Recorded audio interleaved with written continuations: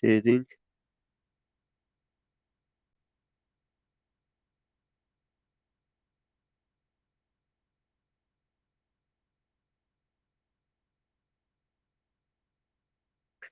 उस दिन हम लोग जिस नॉवेल पे डिस्कस कर रहे थे, due to lack of time we could not do the same, और हम उसी चीज को आज आगे फिर से कवर करेंगे।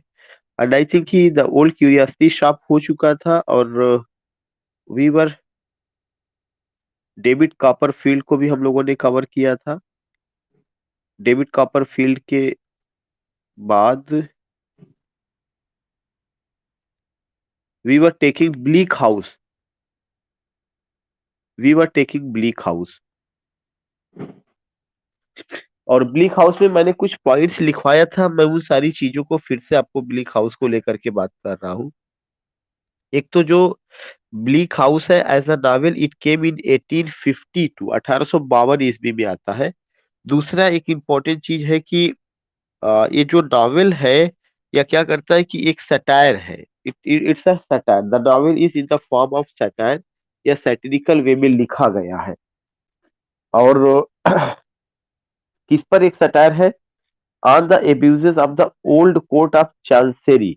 जो चांसेरी का ओल्ड कोर्ट है, उस वहां पे जिस हिसाब से एब्यूजिंग होती है, या जिस हिसाब से जस्टिस को वहां डिले किया जाता है, the delays and cost of which brought misery and ruin of its suitors. जहां पे दिखाया गया है कि जैसे वहां पे जस्टिस का डिले होता है, और जिस हिसाब से वहां पे पैसे की कीमत है, या पैसा वगैरह जैसे वहां पे चलता है, उसकी वजह से एक शूटर्स को न्याय नहीं मिल पाता। तो वो शूटर्स यहाँ पे दिखाया गया कि वो शूटर्स कौन रहे हैं। और ये first published as a 20 episode, पहली बार यह 20 एपिसोड के रूप में पब्लिश हुआ था। सीरियल बिटवीन मार्च 1852 एंड सितंबर 1853, 1852 से लेकर 1853 ईस्वी के बीच में ये चीज आया हुआ था। तो again I would like to tell you कि Bleak House is a novel, it published in 1852। It's a satirical novel. और ये जो नॉवेल है क्या करता है कि जो चांसेरी का कोर्ट है, चांसेरी एक जगह है, वहां के कोर्ट को लेकर के एक क्वेश्चन मार्क करता है, जहां पे डिलेइंग ऑफ जस्टिस है, कॉस्ट वगैरह वहां चलती है उसकी। और एक आप कह सकते हैं कि एक एब्यूजिंग या ह्यूमिलिएटिंग सिचुएशन होता है, जिसकी वजह से एक शूटर्स जो है बर्बादी के कगार पर आ जाते हैं, या जो है उनको जो है जस्टिस नहीं मिल पाता, उसको लेके बात कही गई है। समरी समरी में थोड़ा सा आप ये देखेंगे। देखिए, एक चीज मैंने पहले भी बताया था कि the drawback of Dickensian novel is only कि बहुत ज्यादा जो है कैरेक्टर का यूज करना, और बहुत सारी छोटी छोटी घटनाओं को ला करके मेन घटना से जोड़ना, ये एक उनके हर नावल का, इसी वजह से उनका जो जो प्लॉट है वो कमजोर पड़ जाता है। क्यों? क्योंकि कैरेक्टराइजेशन पे ज्यादा ध्यान दिया गया है। तो आपको इतने सारे कैरेक्टर को याद कर पाना आसान नहीं है, लेकिन उस कैरेक्टर को याद कर पाना जो शूटर्स है, जिनको जस्टिस नहीं मिल पाता है, प्लस उनके रास्ते में कौन लोग रुकावट एक तरह से बनते हैं, उन इंपॉर्टेंट कैरेक्टर्स को आपको नोट करना है। कैरेक्टर्स में क्या कहा गया कि द टेल सेंटर्स, जो कहानी है या कहाँ पे केंद्रित है, centres in the fortunes of an uninteresting couple. तो you will come to know कि पूरी कहानी जो है कहाँ पे है, एक अनइंटरेस्टिंग कपल में, मतलब उन दोनों कपल को खुद ब खुद आपस में कोई इंटरेस्ट नहीं है। और वो अनइंटरेस्टिंग कपल कौन है? Richard car stone. तो पहला जो पॉइंट आपको लिखना है वह कौन है? उन अनइंटरेस्टिंग कपल में एक आदमी है जो कि क्या है? Richard car stone. और रिचर्ड कार स्टोन क्या है? Richard Carstone is a futile youth. Futile का मतलब ये कि उनके पास कोई रोजगार नहीं है, वह एक तरह से अनएम्प्लॉयड है, फ्यूटाइल यूथ है। And his amiable cousin Ada Clare, और उनकी amiable cousin, amiable lovable cousin जो है, जिसका क्या नाम है? Ada Clare. तो इसका मतलब कि जिन दो शूटर्स को जस्टिस नहीं मिल पाता, कोर्ट से जो है चीजें डिले होती है, या वहां पे उनको एब्यूज होना पड़ता है, वे दोनों कौन लोग हैं? वे दोनों यही कैरेक्टर है। एक तो रिचर्ड कारस्टोन है, और दूसरा कौन है? अडा क्लेयर है। Are you getting my wife? या तो आई थिंक कि या Yeah, you don't have to create any confusion. In this novel, we are going to talk about a couple, and who is that couple? That couple is Richard Carstone and Ada Clare. इस novel में हम लोग एक couple की बात करने जा रहे हैं और उस कपल का नाम रिचर्ड कार स्टोन है और उनकी कजिन अडा क्लेयर है। आगे क्या कहानी बताई गई है? They are wards of the court, वे कोर्ट के ही वार्ड्स हैं in the case of John डाइस। और वे जो है किसके केस से रिलेटेड है? जॉन डाइस।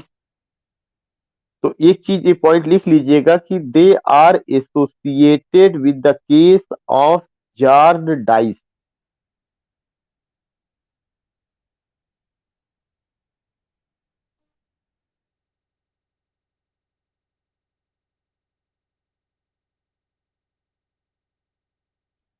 Then you will come to know कि जॉन डाइस क्या करते हैं। Jarndyce concern with the distribution of an state. जारडाइस का काम क्या है? जारडाइस संपत्तियों का डिस्ट्रीब्यूशन करते हैं।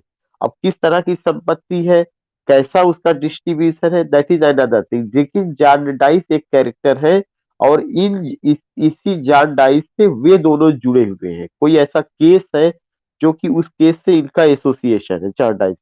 Janda is concerned with the distribution of an estate which has gone on so long to become a subject of heartless joking as well as a source of great profit to those professionally engaged in it।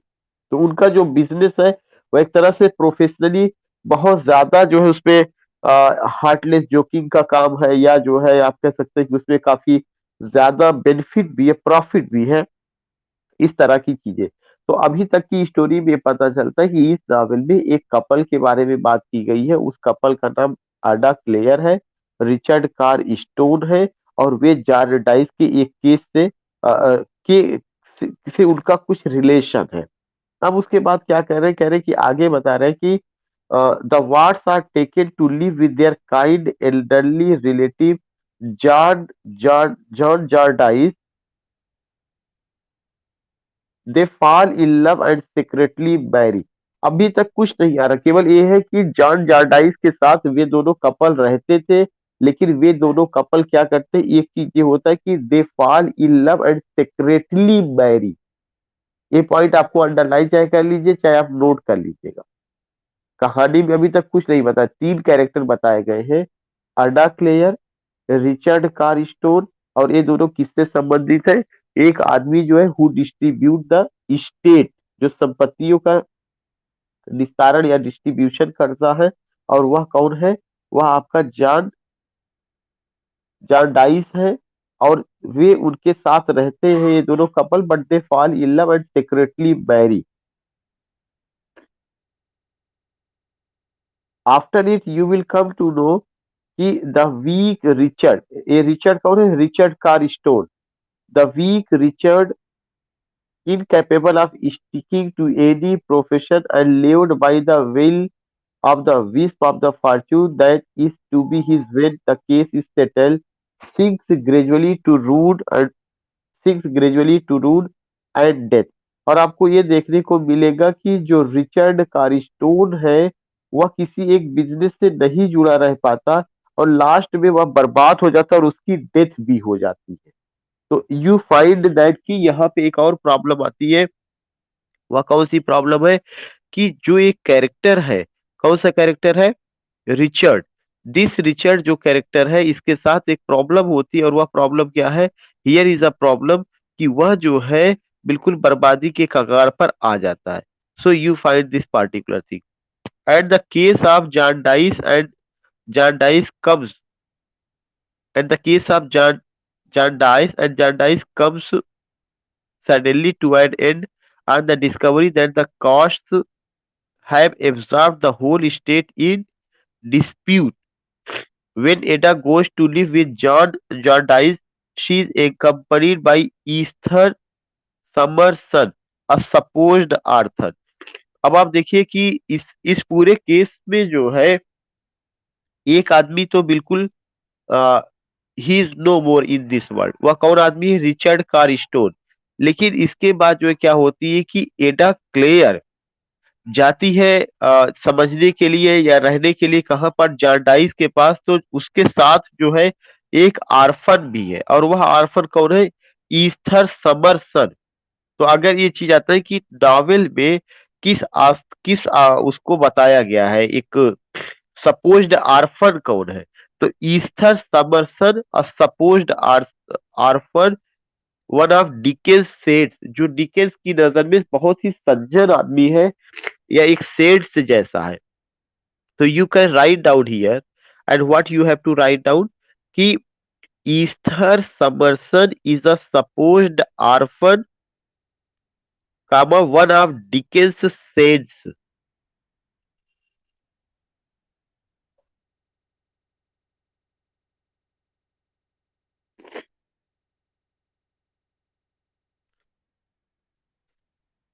और एक और आगे point देखेंगे, and the narrative is partly supposed to be from her pen.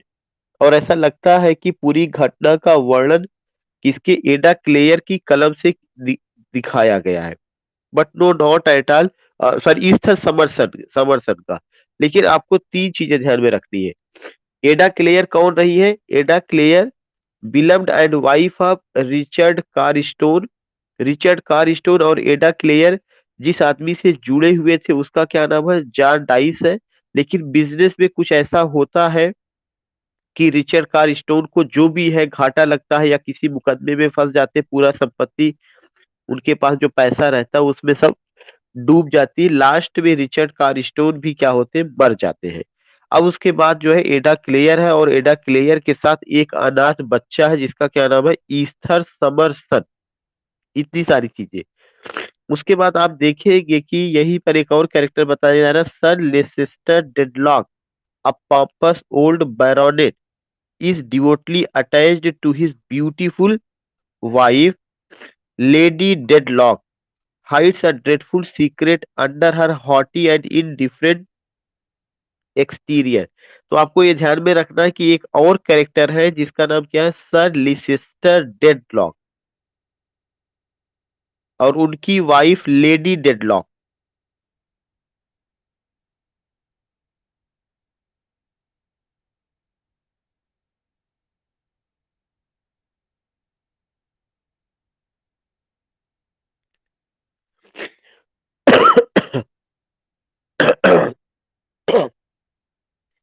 तो आप ये देखते हैं कि पूरी स्टोरी में एक और चीज आती है, वह कौन सा कैरेक्टर है? That is a Leicester Dedlock. और लेसेस्टर डेडलॉक की कौन सी wife? Lady Dedlock. This is another episode. और यहाँ पर आप देखेंगे कि जब लेसेस्टर डेडलॉक की बात हो रही है, this particular line, Leicester Dedlock, और इस लेसेस्टर डेडलॉक का lady deadlock, lady deadlock hides a dreadful secret under her haughty and indifferent exterior. Before her marriage, she has loved a certain Captain Howden। कह रहे कि जो है lady deadlock Leicester deadlock के से शादी करने से पहले किसके साथ लव में थी? Captain Hawdon. And has become the mother of a daughter. और कैप्टन हाउडन से उनको एक बेटी पैदा हुई थी। लेकिन हुआ क्या था? whom she believes dead, जिसके बारे में वह सोचती है कि वह मर गई है। Hawdon is suppose to have perished at sea. और ऐसा लगता है कि हाउडन जो है कहीं समुद्र में डूब गए थे। अब आप ये बताइए, जैसे मैंने बताया था आपको कि हार्डी, सॉरी, डिकेंस के नावल की एक एक खासियत है कि वो मेन इवेंट के साथ छोटी छोटी इवेंट और जोड़ते हैं, और तमाम तरह के कैरेक्टर्स लाते हैं, और वे कैरेक्टर्स क्या है कि काफी एक्सेसिव हो जाते हैं। तो वहां पे वो चीजें बोरिंग लगने लगती है। अभी तक जो बात चल रही थी, किसकी बात चल रही थी? रिचर्ड कारिस्टोन की बात चल रही थी, एडा क्लेयर की बात चल रही थी, जॉन डाइस की बात चल रही थी, और ईस्थर समरसन की बात चल रही थी। ये चार कैरेक्टर आपके पास आए थे। अब उसके बाद कौन से कैरेक्टर रहे हैं? लेस्टर डेडलॉक आ रहे हैं, लेडी डेडलॉक आ रही है। ठीक है, यहाँ तक भी सही था। लेकिन फिर लेडी डेडलॉक का पास्ट चलने लगता है कि लेस्टर डेडलॉक से शादी करने से पहले उनका अफेयर किससे था? कैप्टन हाउडन से था। कैप्टन हाउडन से उनको एक बेटी पैदा हुई, तो उन्होंने सोचा कि वह बेटी भी मर गई और कैप्टन हाउडन कहीं डूब करके मर गए। अब ये एक ऐसी घटना है जो हो सकता है कि अभी आने वाले समय में मेन घटना से जुड़े, लेकिन आपको ये माइंड में रखना कि दिस इज अनदर इवेंट। यहां तक किसी को कोई प्रॉब्लम?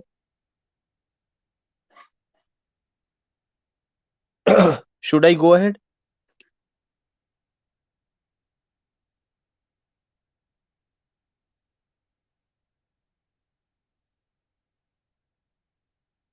या are you getting my voice? Okay, फिर इस पूरे स्लाइड के पेज को मैं फिर से एक बार आपको बता दूं। We are talking about whom?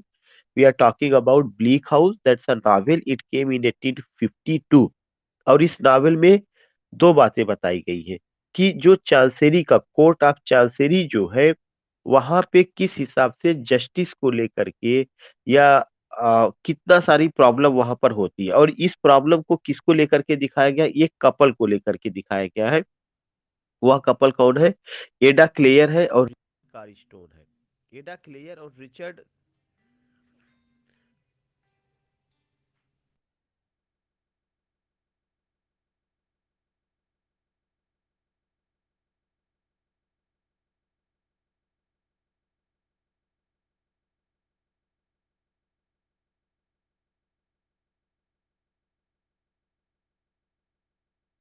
So we were talking about who, we were talking about कि देयर इज अ कपल, और वो जो कपल है रिचर्ड कारिस्टोन है, अडा क्लेयर है। और वे जो है क्या करते हैं कि कुछ संपत्ति वगैरह जो है कहीं ना कहीं जारडाइज से लिए हुए है या उनसे एसोसिएटेड है। बाद में वे किसी केस में ऐसे फंस जाते हैं जहां पर कि जस्टिस के डिले को दिखाया जाता है, और रिचर्ड कारिस्टोन बिल्कुल बर्बादी के कगार पे आ जाता है और उसकी डेथ हो जाती है। तो एक पूरा अभी तीन कैरेक्टर की स्टोरी चल रही थी। वह तीन कैरेक्टर कौन थे? अडा क्लेयर थी, रिचर्ड कार स्टोन थे, और जॉन डाइस थे। आपको ये पता है कि रिचर्ड कार स्टोन जो है लवर है इसके अडा क्लेयर के, लेकिन बाद में सीक्रेटली मैरी कर लेते हैं उनसे जो है। वो सब अपनी जगह, एक उनका फैमिली हो जाती है। लेकिन इन दोनों कैरेक्टर का जो है किससे संबंध है? जॉन डाइस से है। जॉन डाइस कौन है? डिस्ट्रीब्यूशन ऑफ एन स्टेट है, जो एक लैंड वगैरह का जो डिस्ट्रीब्यूशन करते हैं उनका इस एसोसिएटेड होते हैं, या एक तरह से एक केस को उस केस से वे जो है एक उनका रिलेशनशिप बनता है। अब उसके बाद होता क्या है कि इस तरह की जब चीजें होती है कि जब Richard Carstone is no more in this world, तो उस फिर भी जिंदगी को कहीं ना कहीं गुजारना था। तो जिंदगी गुजारने के लिए जो आपकी एडा क्लेयर है, वह जाती है कहाँ पर? जॉन डाइस के पास, और ये समझने के लिए कि आखिर क्या चीजें हैं, कैसे जो है लाइफ को आगे बढ़ाया जाए। लेकिन उसके साथ एक और आर्फन, सपोज्ड आर्फन जाती है। वह सपोज्ड आर्फन कौन है? ईस्थर समरसेन। मैंने बताया था, ये मैंने लिखा हुआ है, ईस्थर समरसेन। और यह जो सपोज्ड आर्फन है, यह आर्फन है या क्या है, डिकेंस की नजर में एक सेड्स है। उसके बाद आप एक चीज देखेंगे कि यहाँ के बाद एक दूसरी स्टोरी शुरू होती है। वह कौन सी स्टोरी है? लेसेस्टर डेडलॉक की और लेडी डेडलॉक की। ठीक है, ये भी चीजें हैं। लेकिन फिर केवल पार्टिकुलरली लेडी डेडलॉक का एक पास्ट एपिसोड चलता, जो उन्होंने लेसेस्टर डेडलॉक से छुपाया हुआ है कि उनसे शादी करने से पहले वे एक तरह से लव में थी। किसके साथ? कैप्टन हाउडर के साथ लव में थी। और ऐसा कहा जाता है कि उन्हें उनसे उनको एक बेटी हुई थी, और वह बेटी मर गई। ऐसा सपोज ऐसा किया जाता है कि वह जो है बेटी मर गई, और जो कैप्टन हाउडर थे वो कहीं समुद्र में डूब गए। तो ये कैरेक्टर इतनी कहानी रही, लेकिन फिर भी मैं आपको कहूंगा इनमें से अगर आपको ध्यान में रखना है तो रिचर्ड कारिस्टोन, एडा क्लेयर, और साथ ही साथ जॉन डाइस और एस्थर समरसन, अभी आपको इतना ध्यान रखना है। ये पॉइंट भी आपको ध्यान में रख लीजिए कि हाँ, लेडी डेडलॉक है, लेसिस्टर डेडलॉक है, उनकी जिंदगी में कैप्टन हाउडर आए थे, उनसे एक बेटी हुई, वह भी मर गई, वो भी डूब गई। That is another thing. उसके बाद आप देखेंगे in fact the daughter lives in the person of Esther Summerson. अब देखिए, मैंने बताया कि उस कहानी का रिलेशन कहीं ना कहीं मेन घटना से जुड़ जाएगा, लेकिन कह रहे वास्तविकता यह है कि जो डाटर थी lives in the person of Esther Summerson and Hawdon in that of a penniless scrivener. लेकिन उसके साथ रिलेशन ये है कि वह जो डॉटर है वह कोई और नहीं, वह किस रूप में रह रही है? ईस्थर समरसन के रूप में रह रही है। और जो हाउडन थे वह पेनीलेस हो चुके हैं। इसका मतलब ये था कि ये पूरी कहानी अब फिर से रिवाइव होगी। The accidental sight of this handwriting in a legal document reveals to Lady Dedlock the fact of his existence. अब लेडी डेडलॉक को ये पता चलता है कि मेरे पास्ट की जो घटना जिंदा हुई, जो घटना थी जिसको मैंने मरा हुआ समझ लिया है, वह आज भी जिंदा है। एक तरह से कि कहीं डॉक्यूमेंट से उनको पता चलता है। क्या पता चलता है? कैप्टन हाउडन के बारे में पता चलता है।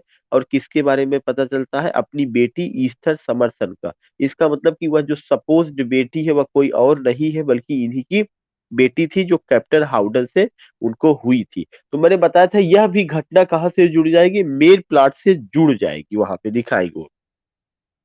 Legal documents reveals to Lady Dedlock the fact of his existence and its effect on her, alerts the cunning old liar Tulkinghorn to the existence of a mystery.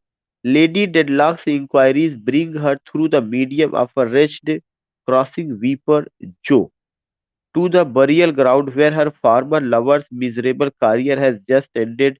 Joe's unguarded revelation of his singular experience with this veiled lady sets टुल्किंगहॉर्न। एक देखिए ये जो टुल्किंगहॉर्न है इसका आपको ध्यान में रखिएगा। This Tulkinghorn is a old liar. आपको इसके अलावा कुछ नहीं समझना है। टुल्किंगहॉर्न क्या है? He is an old liar. ऊपर वहां पे दिया गया Tulkinghorn on the track until he possesses all the facts and tells Lady Dedlock that he is going to expose her next date to her husband. अब देखिए यहाँ पे एक और चीजें आ गई। एक और कैरेक्टर आते हैं जिनका क्या नाम है? Tool king horn. और वो जो है यहाँ ब्लैकमेलिंग शुरू करती है।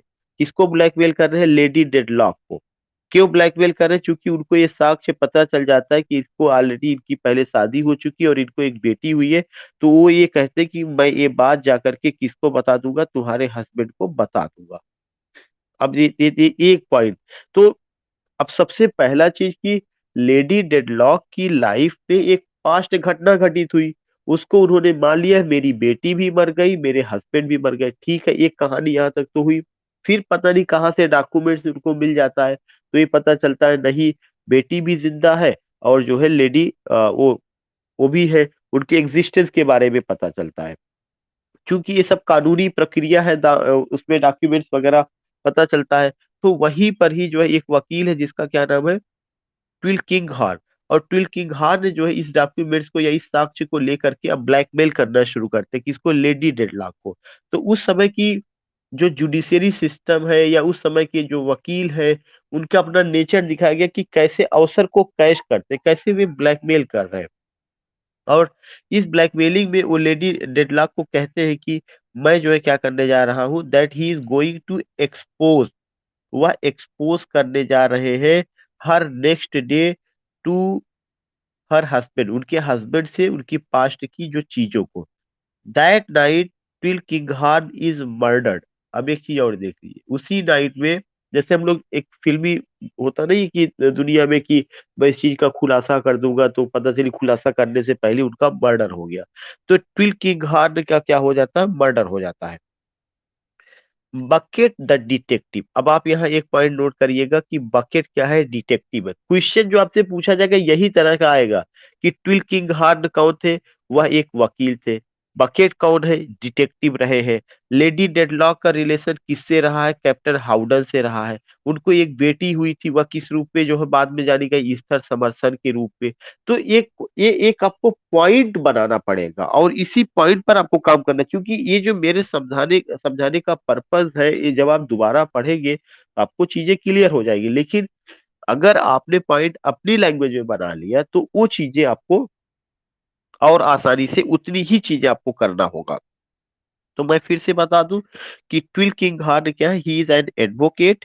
बकेट क्या है? Bucket is a detective. Lady deadlock का रिलेशनशिप पहले किससे था? कैप्टन हाउडन से था। उनसे उनको एक बेटी हुई है जो ईस्थर समरसन के रूप में जिंदगी व्यतीत कर रही है। उसके पहले जो है अडा क्लेयर थी। अडा क्लेयर का संबंध किससे था? रिचर्ड से। आपने वहां पे देखा ही है, वो एक एपिसोड अलग चलता है। अब उसके बाद जब ये वकील जो यहाँ पे दिखाया गया, जब इनका मर्डर हो जाता है तो बकेट जो डिटेक्टिव है, the detective presently reveals to the baronet what will what will King Han what will King Han has discovered and arrest a farmer French maid of Lady Dedlock, a violent woman who has committed the murder। अब देखिए एक और case आ गया। जो वकील थे, इस वकील का मर्डर जो है एक फ्रेंच लेडी ने किया।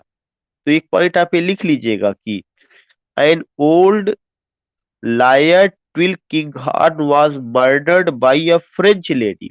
जबकि ऐसा लगेगा कि शायद इसके मर्डर में लेडी डेडलॉक का हाथ रहा होगा, क्योंकि वह लेडी डेडलॉक से कह रहे थे कि मैं इसको जो है क्या करूंगा, एक्सपोज करूंगा। लेकिन नहीं, who has committed the murder?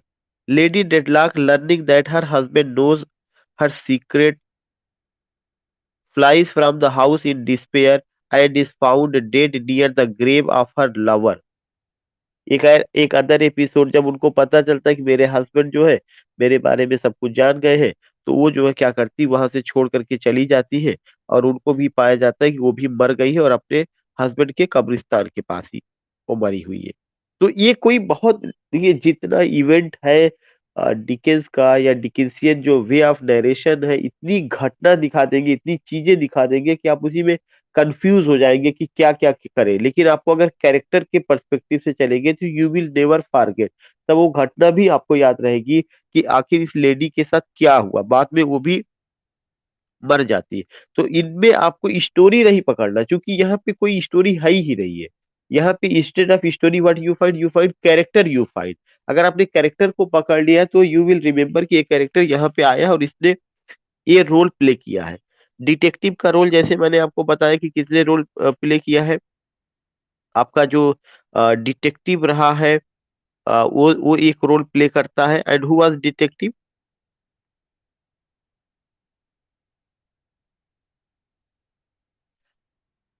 And who was lawyer?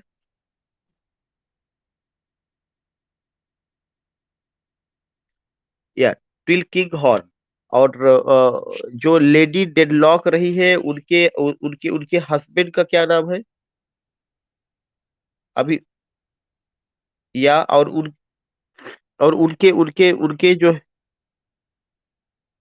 उनके उनके जो है क्या उनके लवर का क्या नाम था पास्ट में? Captain Hawdon confirm. उनसे उनके जो बेटी हुई उनका क्या नाम है? ईस्थर समर्सन। तो ये इस तरह से अगर आप चीजों को जो है करेंगे तब ये चीजें आसान होगी। अदरवाइज जो है things are going to create confusion. इसलिए फिर उसके बाद अब देखिए कि जब वो वहां लेडी डेडलॉक मर जाती है और इस तरह की चीजें होती है, after husband and Esther to save her. तो इस तरह से आप देखेंगे कि and is founded near the grave of her lover in spite of the efforts of her husband and Esther to save her. और उनके हस्बैंड और ईस्थर दोनों उनको बचाने जाते हैं, लेकिन फिर भी वो मर जाती है। Much of the story is occupied with Esther's devotion to John डाइस, her acceptance of his offer of marriage. Esther devotion to John Jarndyce. कह रहे कि ज्यादातर ये दिखाया गया है कि ईस्थर का जो डिवोशन है वह किसके प्रति है? जॉन जार्डाइस के प्रति है। एक नया लव एपिसोड चलने वाला है किसके बीच में? जॉन जार्डाइस और जो है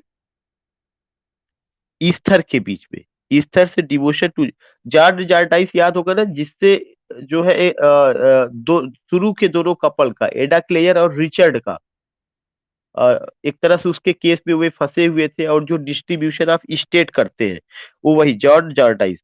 हर acceptance of his offer of marriage from a sense of duty and gratitude though she loves a young doctor.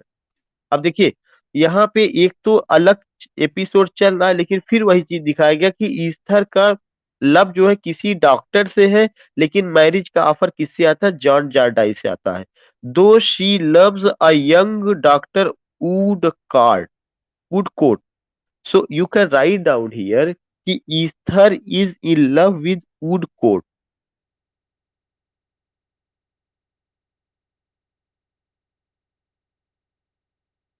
but is offered for marriage by John Jarndyce.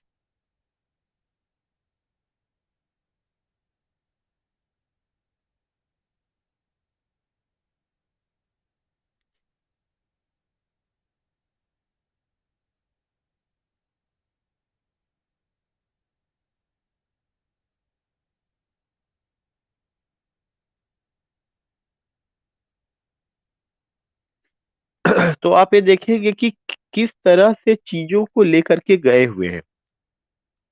उसके बाद तेरे कौन सा? हाँ, Esther is in love with Woodcourt but offered for marriage by John जर्डाइस।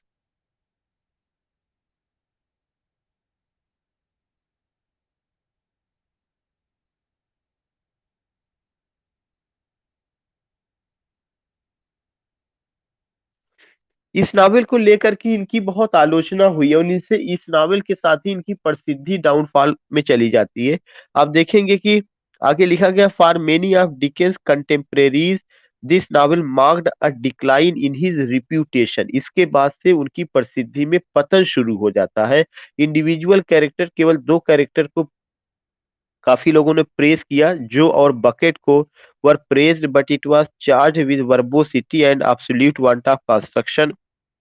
और ये दिखाया गया कि शायद इसमें जानबूझ करके चीजों को जोड़ा जा रहा था, जिसकी जरूरत नहीं थी वो भी चीजें दिखाई जा रही थी। लेटर रीडर्स, बाद के जो रीडर्स हैं including GB Shaw, Chesterton, Conrad and Trilling have seen it as one of the high points of his achievement and the herald of his last great phase. लेकिन कुछ बात के क्रिटिक्स ने उनकी तारीफ भी की है। मैं आपको फिर से बता दूं, चूंकि थोड़ा सा, कि जब भी आपको इस नावल को समझना है, इस नावल को तीन हिस्सों में आपको लेके चलना पड़ेगा। वो तीन हिस्से कौन कौन से बनेंगे? एक ग्रुप आपको बनाना पड़ेगा रिचर्ड कार स्टोर, दूसरा उनकी अपनी बिलव्ड और वाइफ भी जो बाद में बनती, जिनका नाम क्या था, एडा क्लेयर। तो आप एक पॉइंट बना लीजिएगा, रिचर्ड कार स्टोर वर्सेस एडा क्लेयर।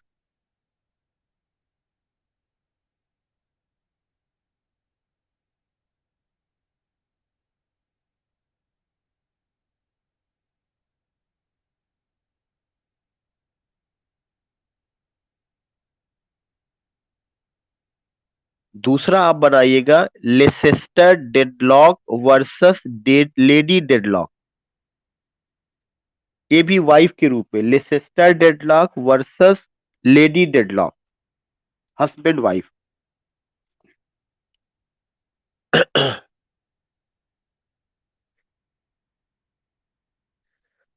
एक तीसरा पॉइंट आप बनाइएगा, लेडी डेडलॉक वर्सेस कैप्टन हाउडन, बिलब्ड। यहाँ पे वाइफ नहीं करना, यहाँ बिलब्ड लिखना है।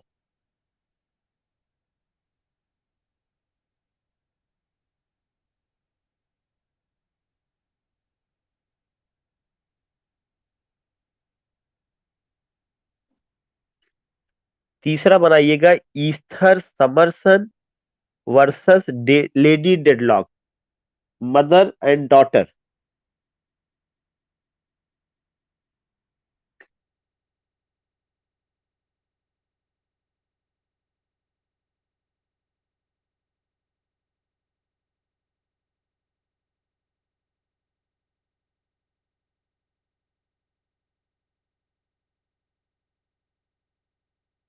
नेक्स्ट और एक बनाइएगा Esther Summerson, Esther Summerson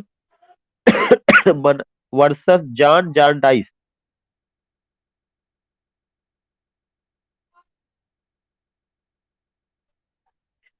Esther Summerson versus John जॉर्डाइस।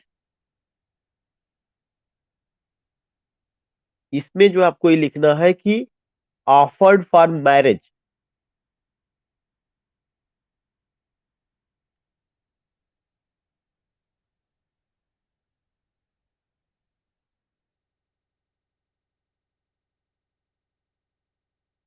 Next लिखना है Esther Summerson versus Woodcourt.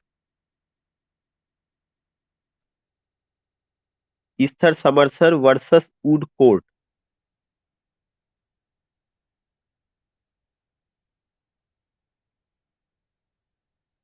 Esther Summerson versus would court.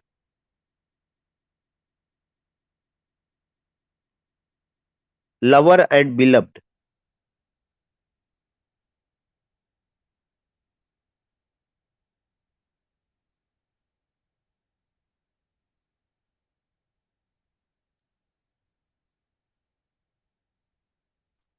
अब उसके बाद एक और चीज जो आपको मैंने बताया था कि एक डिटेक्टिव है और उस डिटेक्टिव का क्या नाम था, बकेट।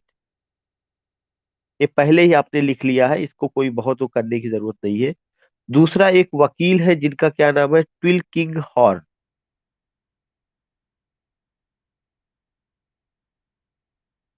Twill king horn.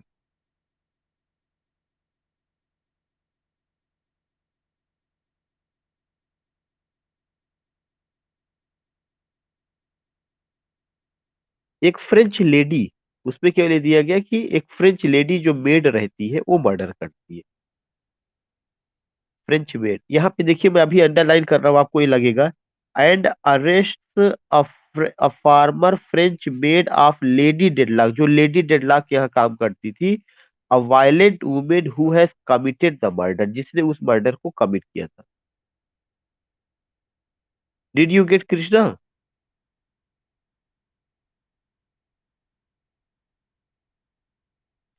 तो आपको वकील के बारे में पता चल गया। ट्विल किंग हार्न जो है एक एन ओल्ड एडवोकेट है जो ब्लैकमेल करना शुरू करते हैं लेडी डेडलॉक को, और कहते हैं मैं तुम्हारे हस्बैंड से बता दूंगा कि तुम्हारा जो है पहले से ही रिलेशन किसी से है, रहा था, और उससे बेटी भी हुई है। लेकिन उसी रात उनका मर्डर जो है हो जाता है, किसके द्वारा, एक फ्रेंच मेड के द्वारा, जो पहले लेडी डेडलॉक के यहाँ काम करती थी। जब ये चीज पता चलता है कि लेडी डेडलॉक को कि मेरे हस्बैंड को तो मेरे बारे में सारी चीजें पता चल गई है, तो वो डिप्रेशन में घर छोड़ करके भाग जाती है। उनके हस्बैंड और उनकी बेटी ईस्थर उनको बचाने के लिए निकलती है, बचा नहीं पाती है, और वो मरी हुई पाई जाती है अपने बिलव्ड के ग्रेव के पास जो है। और इधर जो है एक नई जनरेशन का अफेयर शुरू होता है। वह किसके बीच दिखाया गया, वुड कोर्ट के बीच, और साथ ही साथ आपका एक को उसका क्या नाम है, ईस्थर का। और ईस्थर को मैरिज के लिए किसी ने ऑफर किया हुआ है, जॉन जॉन डाइस ने। तो इस तरह से बहुत ही मतलब कॉम्प्लिकेटेड, और अगर मेरी अपनी आप ओपिनियन मानेंगे तो बड़ा बोरिंग लगने वाली चीज, अब बहुत इंटरेस्टिंग नहीं है। ठीक है एक स्टोरी चलती है, लेकिन इतने कैरेक्टर की वजह से वो इतना चीज है, अगर इसको इतना सिंपल ना किया जाए तो एकदम से कंफ्यूजन। जैसे कल जब मैंने इस क्लास को लिया था तो, और आज की आप क्लास को देखेंगे तो आपको एक थोड़ा सा डिफरेंस नजर आएगा। वो डिफरेंस ये नजर आएगा कि कल एक तो due to lack of time वो चीजें भाग रही थी, तो समझ में नहीं आ रहा था कौन सी चीज को कैसे जोड़ा जाए।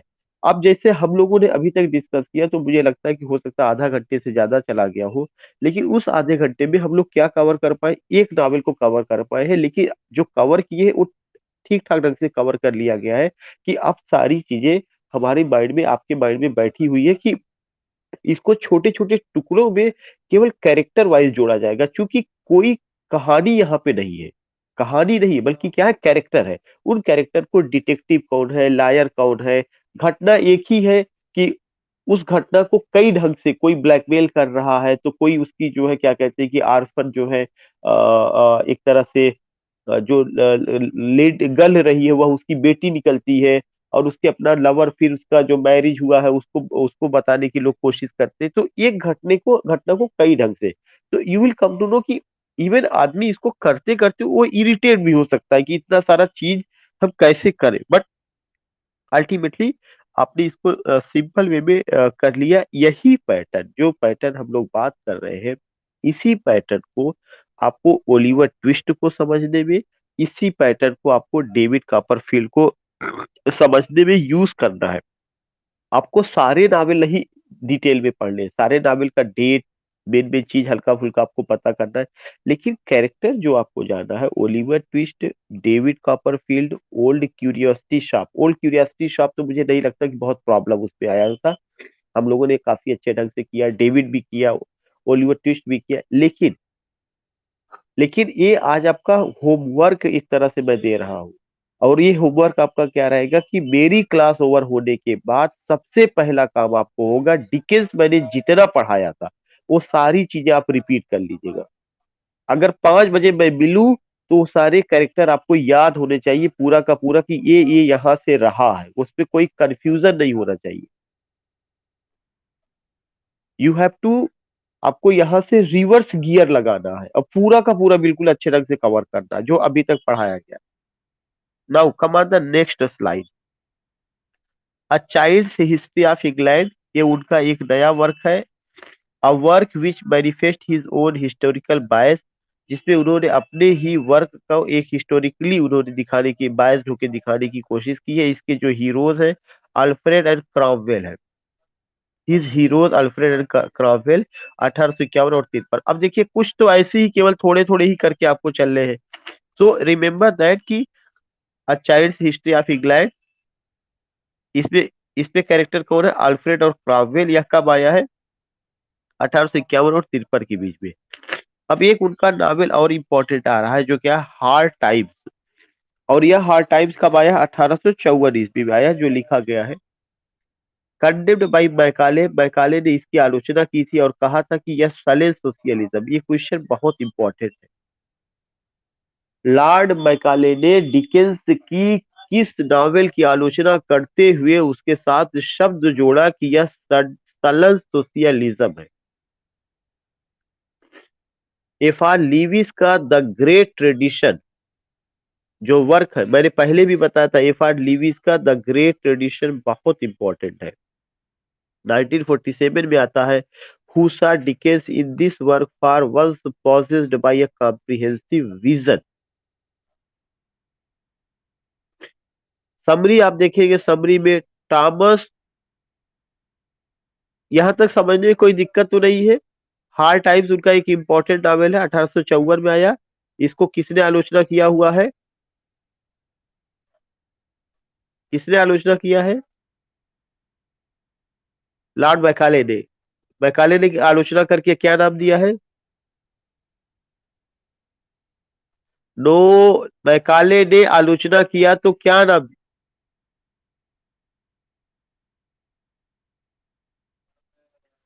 अगर तुम लोग अगर आप लोग मोबाइल के बाहर होते तो हम आप लोगों को दौड़ा लिए होते, लेकिन जब मैं मोबाइल के अंदर आ सकता हूं ना तो आप लोग,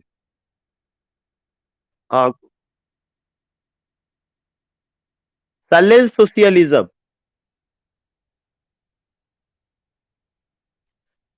कंडेम बाई मैकाले, मैकाले ने जब इस नावल की आलोचना की तो उन्होंने इसके लिए जो वर्ड यूज किया, सैलेंस सोशियलिज्म। कोई मैडम सही बता रही थी लेकिन जो है वो नहीं, खैर जो है, धन्यवाद मैडम जो सही बताई है, और धन्यवाद सोनाली जी जो सही नहीं बताई है। दोनों लोगों को धन्यवाद। कोई बात नहीं, कोई बात नहीं। और एफ आर लीविस जो रहे हैं, एफ आर लीविस की किताब का क्या नाम है,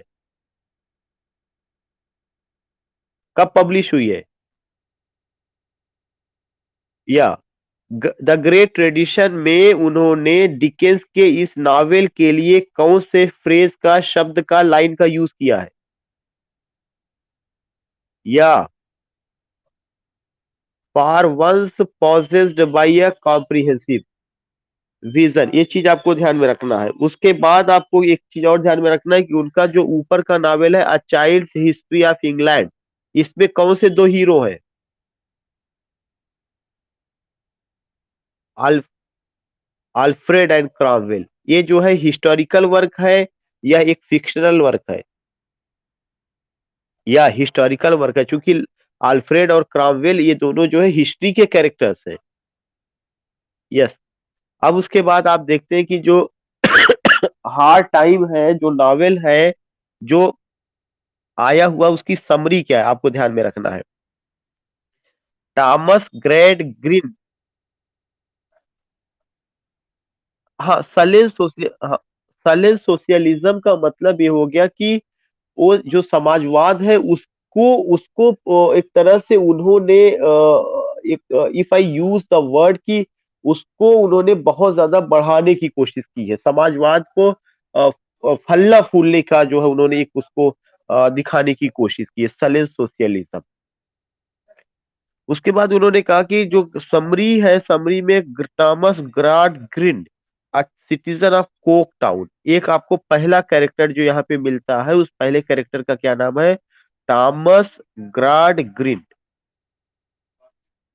अ सिटीजन ऑफ कोक टाउन। जो सिटीजन है, नागरिक है, कहाँ के? कोक टाउन के, अ नॉर्दर्न इंडस्ट्रियल सिटी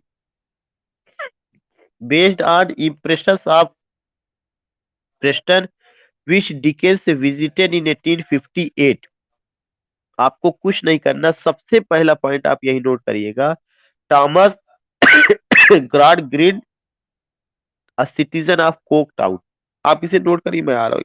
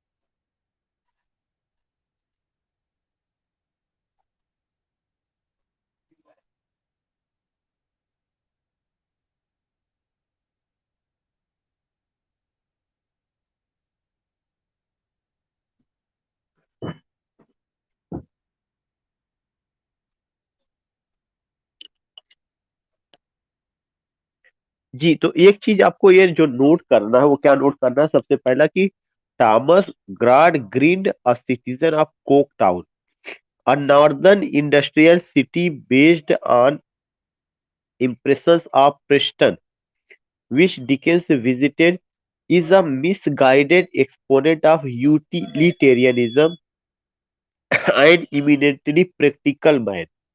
अब आप यहाँ पे ध्यान में रखिएगा, मैंने आपसे ये कहा था कि आप एक पॉइंट नोट करिएगा, Thomas grad green, a citizen of Coke town. इतना नोट करने के बाद लिखिएगा इमिनेंटली प्रैक्टिकल मैन। ये क्वेश्चन पूछा जाएगा कि इस नावल का प्रैक्टिकल आदमी कौन है, जो बहुत ज्यादा केवल व्यवहारिक चीजों पर। और यूटिलिटेरियनिज्म एक दर्शन होता है, वह दर्शन या आइडियोलॉजी होती है, या वो बताता है प्रैक्टिकल लाइफ जीने के लिए, यूटिलिटेरियनिज्म। तो वो यूटिलिटेरियनिज्म है। और an eminently practical man who believes in facts and statistics, वह केवल फैक्ट और स्टेटिस्टिक्स में विश्वास करते हैं। And brings up his children, और उनके दो बच्चे हैं जिनका वो पालन पोषण करते हैं उसी के अनुसार, लुइसा एंड टॉम। यहाँ पे आप दूसरा नाम लिखिएगा, Louisa and Tom are the two children of Thomas grad green.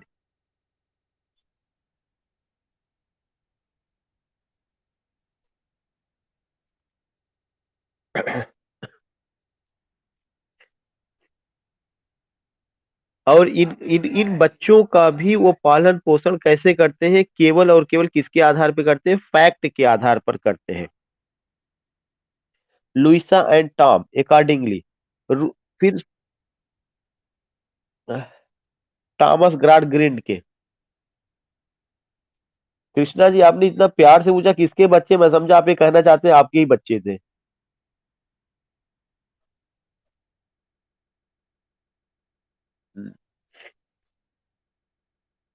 Thomas Gradgrind, you will come to know, यह एक कैरेक्टर है जो कि नागरिक है। कहाँ के नागरिक है? कोक टाउन के, अ सिटीजन ऑफ कोक टाउन।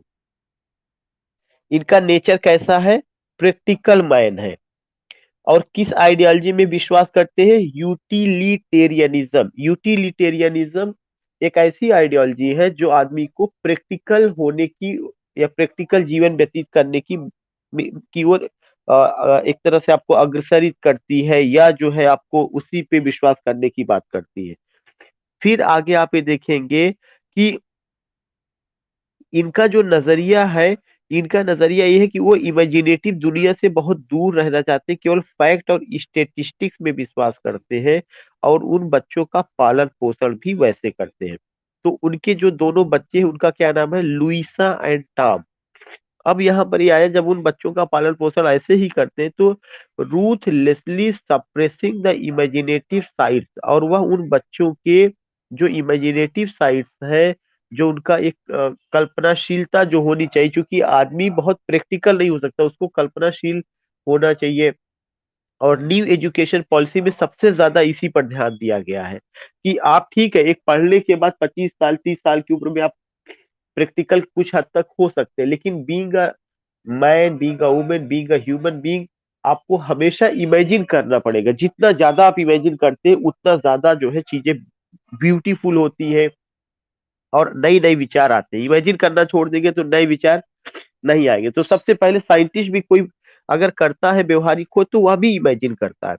तो इन्होंने क्या किया, उन बच्चों की जो इमेजिनेटिव पावर है उसको उन्होंने मार दिया है। इनकी मैरी किससे हुई है, ही मैरीज लुइसा,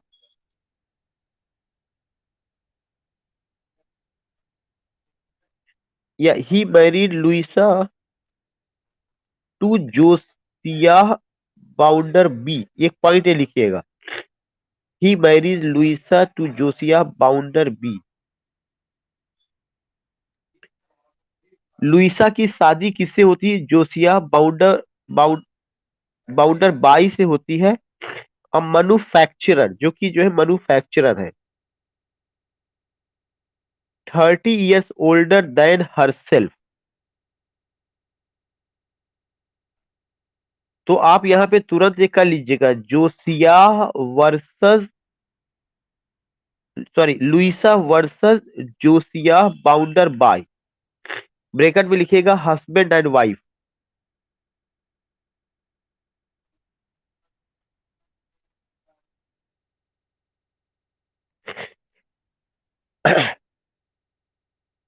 या you have to note down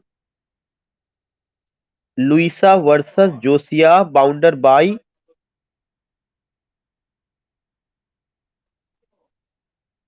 और उसके बाद आपको मैंने बताया था, जो जोसियाह बाउंडर बाई है वह क्या है, मैन्युफैक्चरर है, जो यहाँ लिखा हुआ है।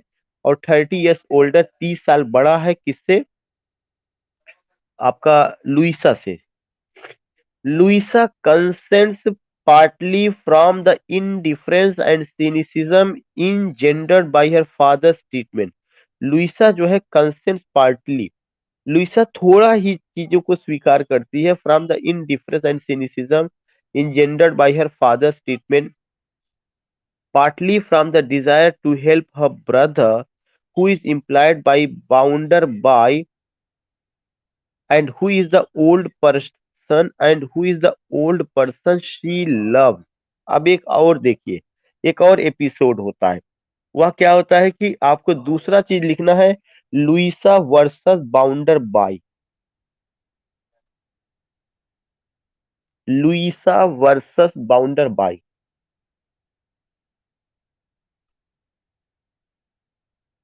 हाँ, हाँ, इस चीज को लिखिए, बता रहे हैं।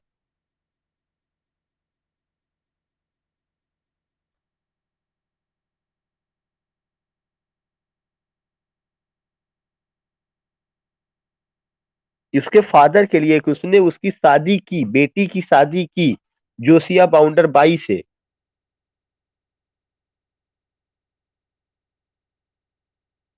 अब यहाँ पे एक और चीज लिखिएगा कि Luisa versus बाउंडर by.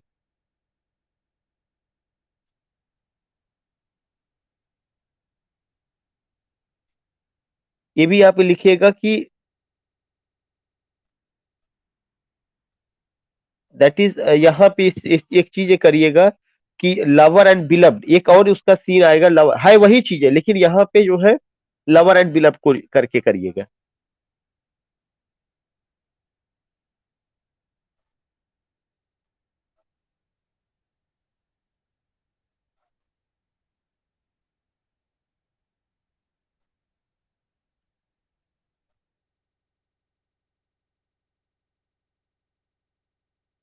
Now there is the, या जी। नहीं नहीं, एक ही है उसमें। एक चीज ये दिखाया गया है, दोनों की मैरिज तो हुई है, लेकिन जो है वहां पे एक चीज उसने वर्ड, जो मैंने लाइन अभी आपको इसलिए लिखवाया, अगर आप मेरी लाइन को पढ़िएगा तो उसका जो भाई है, किसका, जोसिया का, उसका भाई जो है कहाँ पे काम कर रहा है, बाउंडर बाई के यहाँ काम कर रहा है। लेकिन जो है you will come to know कि ये जो हस्बैंड और वाइफ तो है ही है, जोसिया और इधर बाउंडर बाई, लेकिन सबसे कम अगर वह किसी को लव करती है तो वह कौन है, बाउंडर बाई ही है। मैं सेंटेंस को फिर से पढ़ा हूं। Lucia concerns partly from the indifference and cynicism engendered bye her father's treatment. जो लूसिया है वह अपने फादर के जो ट्रीटमेंट का तरीका है, जो व्यवहार का तरीका है, उससे बहुत कम संतुष्ट है, बहुत कम उस चीज को सपोर्ट करती है। फिर उसके बाद क्या है, partly from a desire to help her brother, और उसकी इच्छा है कि वह अपने भाई की हेल्प करे। हु इज इम्प्लाइड, जो कि इम्प्लाइड है, किससे, किसके साथ इम्प्लाइड है, who is implied by Bounderby, जो कि बाउंडर बाई से इम्प्लाइड है। बाउंडर बाई उसका हस्बैंड भी है। लेकिन यहाँ पे मैंने आपको इस चीज को लिखवाया कि जो बाउंडर बाई है, जो उसका हस्बैंड है, लूसिया उसकी वाइफ तो है, लेकिन उसको सबसे कम लव, तो हमने एक जो लव का वर्सेस दिखाया कि बीइंग अ हस्बैंड, हस्बैंड तो है लेकिन उनकी लाइफ डिससेटिस्फाइड है। जब लाइफ डिससेटिस्फाइड होगी, जब वहां पे लव नहीं होगा, तो कोई ना कोई तीसरे कैरेक्टर की एंट्री होगी, उस पार्टिकुलर चीज को आप देखेंगे। अभी वही सेम चीज बता रहा है आगे करके कि जेम्स हार्थ हाउस, आगे आप देखिएगा, James Harthouse, a young politician without heart और principle, comes to Coketown, जो कॉक टाउन में आता है, and taking advantage of her unhappy life with Bounderby. और वह जो है बाउंडर बाई की जिंदगी अनहैप्पी लाइफ है, उसका फायदा उठाता है, taking advantage of the happy life, Bounderby का, वहां का उसका एडवांटेज। तो मेरे ख्याल से अब आपको एक चीज समझ में आ गया होगा कि जो जो जो है कैरेक्टर आपका जोसिया है, उसका अपने भाई के प्रति तो अटैचमेंट है, लेकिन अपने हस्बैंड के प्रति उसके लव में किसी भी तरह का अटैचमेंट नहीं है। There is no love. तो इस तरह हस्बैंड और वाइफ के बीच में कोई तीसरा आदमी जगह लेने जा रहा है, जिसका क्या नाम है, जेम्स हार्थ हाउस, JAMES, जो क्या है, एक पॉलिटिशियन है जो कॉकटाउन शहर में आता है, और यू विल कम की takes the advantage of her unhappy life with Bounderby. चीजें क्लियर हुई कि अभी भी डाउट है?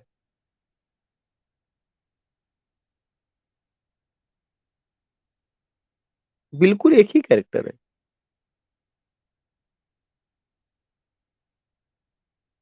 जी रिंकू जी, आप कुछ कह रहे थे?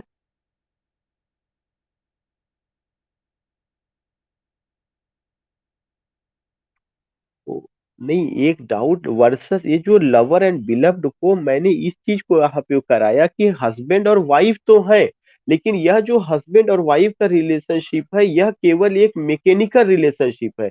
जो वहां पर मैंने उस चीज को वर्सेस अलग किया कि लवर एंड बिलव्ड करके, वह लवर और बिलव्ड का किसी तरह का केमिस्ट्री बैठ ही नहीं पा रही है। अगर किसी भी चीज को, दो चीजें वहां पे है, जितने भी रिलेशन आप देखे होंगे जो टूटे हुए हैं, वो रिलेशन इसलिए टूटे हुए हैं कि या तो वे हस्बैंड और वाइफ उन्होंने कर तो लिया, लेकिन उसमें बॉन्डिंग लवर और बिलव्ड की नहीं रही है। तो मैंने ये बताने की कोशिश की है कि वे लवर और बिलव्ड की उनमें बॉन्डिंग नहीं रही है, इस वजह से दे आर द हस्बैंड और वाइफ। वो उससे 30 साल बड़ा है, हस्बैंड और वाइफ तो हो गए सोसाइटी की नजर में, लेकिन जो एक बॉन्डिंग लवर और बिलव्ड का होना चाहिए, वो चीज उनमें नहीं है। That chemistry is not there. This is why अब तीसरे की एंट्री होने जा रही है। Are you getting? ये लवर एंड बिलव्ड केवल आपको उस एपिसोड को समझाने के लिए, यहाँ पे लवर एंड बिलव्ड का मतलब ये नहीं कि वे पहले से एक दूसरे को लव कर रहे हैं। लवर एंड बिलव्ड का मतलब मेरा यहाँ पर एक चीज ये है कि जब वह उसको, उससे मैरिज कर ली है, लेकिन मैरिज के साथ साथ लाइफ की ये बॉन्डिंग नहीं है, किसी भी रिश्ते में ये बॉन्डिंग होना चाहिए। जब ये बॉन्डिंग नहीं है, तो क्या होगा कि यह मैकेनिकल लाइफ रहेगी। और वह जो है अपने अपने बाप के द्वारा बताए गए, उसकी जो फादर थे, उसके फादर क्या थे, उनके फादर का जो मामला था, वह क्या था, प्रैक्टिकल लाइफ का, कि प्रैक्टिकल जी, व्यवहारिक जिंदगी जीजिए। तो उस व्यवहारिक जिंदगी में ये बॉन्डिंग पनप ही नहीं पाई, लवर और बिलव्ड वाली। तो एक चीज मैंने लिखवाया कि they became husband and wife, but they are not lover and beloved. इसीलिए मैंने एक जब आपने मुझसे पूछा कि क्या, या किसी ने पूछा कि क्या ये लवर और बिलव्ड है, तो मैंने कहा कि नहीं, ये लवर और बिलव्ड नहीं है, लेकिन लवर और बिलव्ड का बॉन्डिंग होना चाहिए था, और वो चीज यहाँ कमी है। रिश्ता एक ही है, कैरेक्टर एक ही है, लेकिन वह रिश्ता और कैरेक्टर कैसे सीमित है, मैकेनिकल हस्बैंड और वाइफ, उनमें लव का एलिमेंट नहीं मौजूद हो पाया। उसके पीछे चाहे प्रैक्टिकल नेचर रहा हो, चाहे उसका 30 साल का उम्र बड़ा होना हो, जो भी प्रॉब्लम रही हो, लेकिन ये चीज नहीं हो पाई। अब उसके बाद इंडियन मूवी की तरह इसमें एक तीसरे की एंट्री दिखाई जा रही। वह तीसरा एंट्री कौन है? आपको मैंने पहले बता दिया, James Harthouse, a young politician जो है। Any doubt?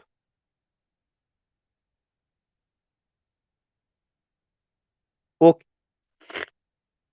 सो और फिर मैं बार बार बता रहा हूं कि जो मैंने वो वहां पे लिखवाया है कि दोनों का लवर एंड बिलव्ड, चाहे तो आप उसको अलग से मार्क कर लीजिए और अपने समझने के लिए मार्क कर लीजिए कि जो ये रिश्ता टूटेगा, इस रिश्ते के टूटने का एकमात्र कारण यही है कि उनमें ये बॉन्डिंग नहीं हो पाती है। In the eye of the society they are husband and wife. उनके फादर ने, बेटी के फादर ने कहा कि तुम्हें यूटिलिटेरियनिज्म वाला जो दर्शन मैंने तुम्हें बचपन से दिया, वही दर्शन तुम्हें अपनी जिंदगी में अपनाना है। बेटी के जो इमेजिनेशन थे वे खत्म हो गए, टूट गए। बेटी उसको जो है, पिता के दर्शन को बहुत ज्यादा नहीं मानती है।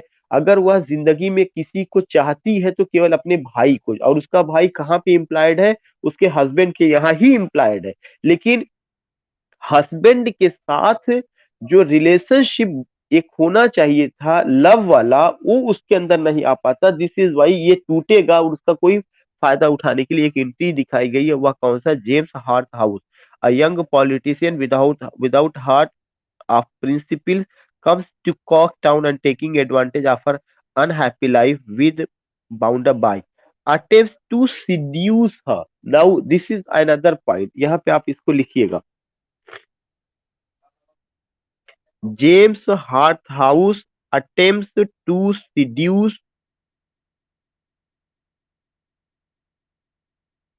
Louisa।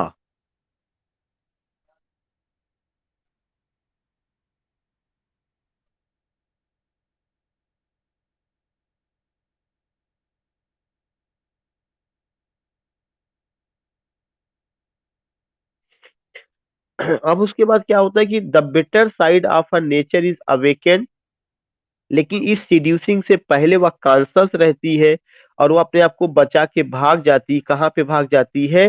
Her father's house, who in turn is awakened to the folly of his system.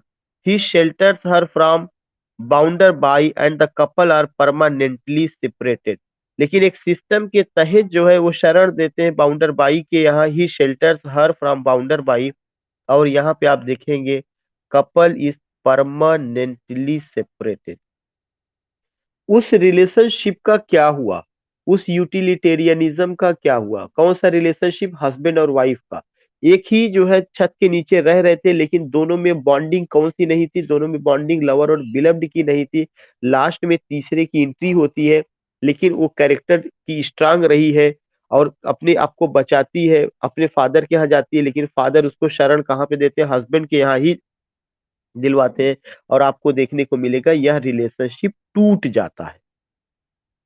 You will come to know कि यह जो रिलेशनशिप है क्या होता है, यह टूट जा रहा है। हस्बैंड और वाइफ क्या होते हैं? दोनों अलग हो जाते हैं। But further trouble is in the store of grad green. कह रहे हैं, लेकिन एक और यहाँ पे एक इवेंट दिखाया, बट फर्दर आगे, trouble is in the store for Gradgrind. Tom has rob the bank of his employ. एक और चीज है कि जो ग्राड ग्रिंड है उनके लिए एक समस्या होती है। टॉम नाम का एक आदमी बैंक को लूट लेता है, and though he contrives for a time to throw a suspicion on a blameless artisan Stephen Blackwood, और थोड़े समय के लिए दोषारोपण किसके ऊपर चला जाता है? स्टीफन ब्लैक पूल पर चला जाता है। तो एक पॉइंट आप यहाँ पे और लिख लीजिएगा, Tom has robbed the bank. Bank को अगर आता है किसने लूटा है? टॉम ने लूटा है। और उसका डाउट किसके ऊपर जाता है? स्टीफन ब्लैकपूल पर जाता है। He is finally detected and hustled out of the country. Among the notable minor characters are Sillery, the proprietor of a circus, and Sizzy Jupi, whose father had been a performer in his troupe, whose generous hearts are contrasted with the harshness of Gradgrin's regime. Also, Mrs. Sparsit, Bounderby's venomous and intriguing housekeeper. Mrs. स्पार्सिट का नाम लिख लीजिएगा। ये सब minor character है, वहां पर आपको उतना जो है उसको करने की जरूरत नहीं रही। लेकिन जो इम्पोर्टेंट कैरेक्टर रहा है कि यह नावेल एक ऐसे दर्शन को लेकर के लिखा गया है जिसमें फादर जो है बड़ा प्रैक्टिकल है, और जो रीजन मैथमेटिक्स इन्हीं सारी चीजों को लेकर के पूरी जिंदगी जीना चाहते हैं, वह इमेजिनेशन को किल करते हैं। अपने बच्चों की भी परवरिश उन्होंने ऐसी ही की है। और आप देखेंगे कि उसका असर कहाँ देखने को मिलता है? सेकंड जनरेशन की जो रिलेशनशिप है उसमें देखने को मिलता है। वो अपनी बेटी की शादी जिस आदमी से करते हैं, उसको 30 साल उम्र में बड़ा है। वो दोनों लोग सोसाइटी की नजर में हस्बैंड और वाइफ है। They are living in one room, या they are living in one house, they are living under one roof, एक छत के नीचे रह रहे हैं। But they are not one, because they don't have the bonding of word, they don't have the bonding of the lover and beloved. या in their relationship there is no love at all, but that is a mechanical relationship. और जो wife है उसका नजरिया थोड़ा सा अलग है, वह बहुत ज्यादा प्रैक्टिकल नहीं है। और वह अगर दुनिया में किसी को चाहती है तो अपने भाई को चाहती है। भाई कहाँ पे इम्प्लाइड है? उसके हस्बैंड के यहाँ इम्प्लाइड है। बाद में एक तीसरे कैरेक्टर की एंट्री होती है जो एक पॉलिटिशियन है, और वह जो है इस रिश्ते का, इस टूटे हुए रिश्ते का अगर मैं यूज करूं, इस अनसेटिस्फाइड रिलेशनशिप का फायदा उठाना चाहता है। और वह जो है उसको सीड्यूस करने की कोशिश करता है, लेकिन उसका कैरेक्टर इतना स्ट्रांग है कि वह भाग जाती है और अपने फादर के यहाँ शरण लेती है। लेकिन फादर जो है, जो एक प्रैक्टिकल लाइफ जीते हैं, वह अपने बेटी को नहीं अपनाते, दोबारा उसको अपने हस्बैंड के घर भेज देते हैं। और फिर दोनों में पटरी नहीं खाती है और वे हमेशा के लिए अलग हो जाते हैं। ये चीज दिखाया गया है। एक और एपिसोड चलता है, उस एपिसोड में ये चीज आता है कि बैंक को कैसे लूटा जाता है, और उसका जो है जिम्मेदारी दूसरे कैरेक्टर पे डाल दी जाती है। तो इस तरह से you are getting to a three important characters जो यहाँ पे रहा है। लेकिन पूरे नावल का दर्शन यही है कि उसका नाम क्या रखा गया था? ब्लीक हाउस ना, मेरे ख्याल से, sorry, hard times. Hard times जैसा रखा गया कि एक कठिन समय में, कैसे कठिन समय में उसके लाइफ में आता है, कैसे उन चीजों को कवर करती। तो you find this thing, and I hope कि व्हाट्स द टाइम?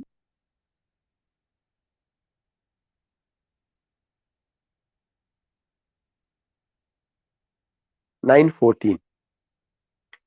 उसके बाद मैं केवल इसी स्लाइड को बस, इसमें और किसी को कोई प्रॉब्लम, कोई दिक्कत?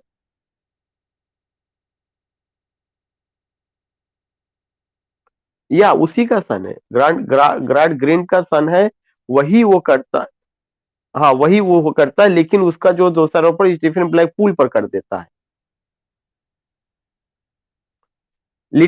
हाँ, लिटिल डॉरिट जो है एक उनका नॉवेल है। लिटिल डॉरिट 1855 में आया है, पब्लिश्ड इन मंथली। और जीबी शाह ने इसको कहा है masterpiece among many masterpiece. This question is very important.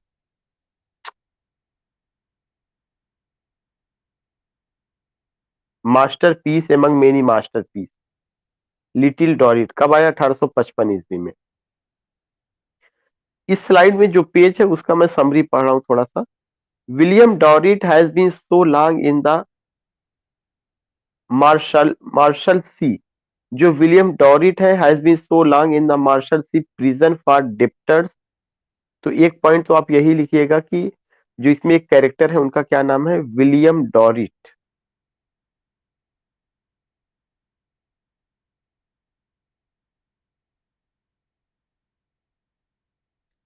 और विलियम डॉरिट मार्शल में इतना ज्यादा एक्सपर्ट हैं कि उनको टाइटल दिया गया है the father of the Marshalsea. क्या टाइटल दिया गया है? The father of the martial C.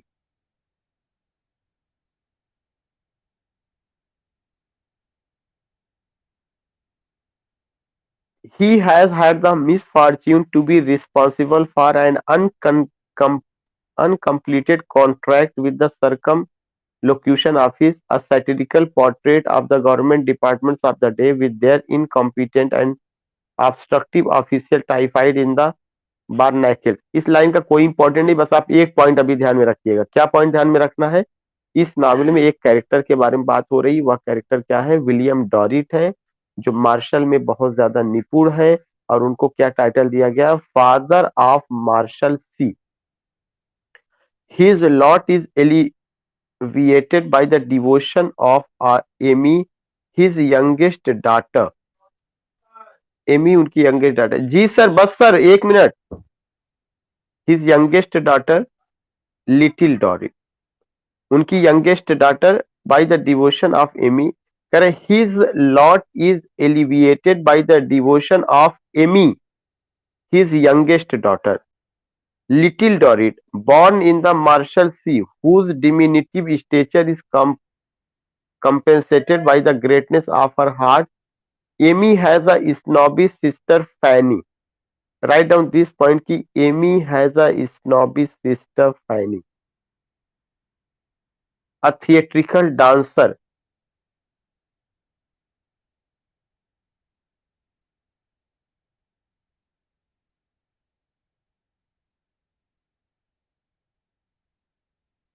Amy has a snobbish sister Fanny, a theatrical dancer, and a scapegrace brother Tip. Old Dorit and Amy are befriended. There is a chemistry between Old Dorit and Amy. By Arthur Clenham, the middle-aged hero for whom Little Dorrit conceives a deep passion at first unrequited. इतने character का नाम जितना यहाँ पे आप एक जगह note कर लीजिएगा बस। We will meet in the evening. Evening में हम इस नावल को डिस्कस करेंगे।